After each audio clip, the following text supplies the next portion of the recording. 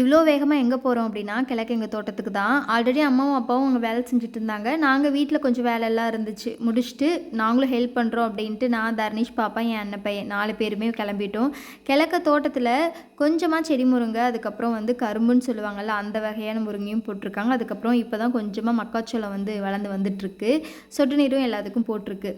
எந்த அளவுக்கு வெயில் அடிக்குதோ அதில் பாதி அளவுக்கு கொஞ்சமாக காற்றடிச்சிட்டு இருந்துச்சு. அடிக்கிற காற்றுக்கு செய்கிற வேலையெல்லாம் விட்டுட்டு கம்முன்னு சித்த நேரம் உட்காந்துக்கலாம் அப்படின்னு தான் ஃபீல் ஆச்சு.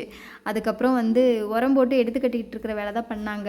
2 கை அளவுக்கு மட்டும் உரம் போடு அப்படின்னு சொல்லிட்டு இருந்தாங்க. நாங்களும் கொஞ்சம் நேரம் வந்து எல்லாம் போடலாம் அப்படின்ட்டு ஒரு 2 நேரைக்கு மட்டும் வந்து சும்மா ட்ரை பண்ணிகிட்டு இருந்தோம். 2 கை அளவுக்கு உரம் போட்டு மரம் சாயாமல் இருக்கிறதுக்காக சுற்றி இருக்கிற மண்ணை எல்லாம் எடுத்து ஃபுல்லாக வந்து அதில் குமிச்சு எடுத்து கட்டிகிட்டு இருந்தாங்க. அப்போ தான் வந்து செடி முருங்கை சாஞ்சிரும் அப்படிங்கிறதுனால சாயாமல் இருக்கிறதுக்கெல்லாம் இந்த வேலை செஞ்சுட்டு இருந்தாங்க. அந்த நாள் ஃபுல்லாக இதுதான் போயிட்டு இருந்துச்சு. அந்த வெயிலுக்கும் அந்த உரத்துக்கும் ரொம்ப இல்லை, ரொம்ப ரொம்ப கஷ்டமாக இருக்கும் அவங்களுக்கு. புதுசாக செய்யணும், நான் பழகிறேன் அப்படின்ட்டு போனவெல்லாம் நமக்கு வந்து அடாப்ட் ஆகிறதுக்கு ரொம்ப டைம் எடுத்துக்கும். ஆனால் ரெகுலராக செஞ்சுட்டே இருக்காங்க. இதுதான் தொழில் அப்படிங்கிறப்போ அது அப்படியே அவங்களுக்கு பழகின மாதிரி ஆயிடுச்சு. ஆனால் ரொம்ப ரொம்ப கஷ்டமாக இருக்கும். இந்த வெயிலுக்கு இந்த வேலை செய்கிறது ரொம்ப கஷ்டமாக இருக்கும்.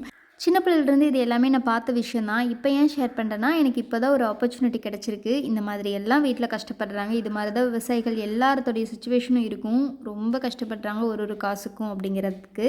தேங்க்யூ.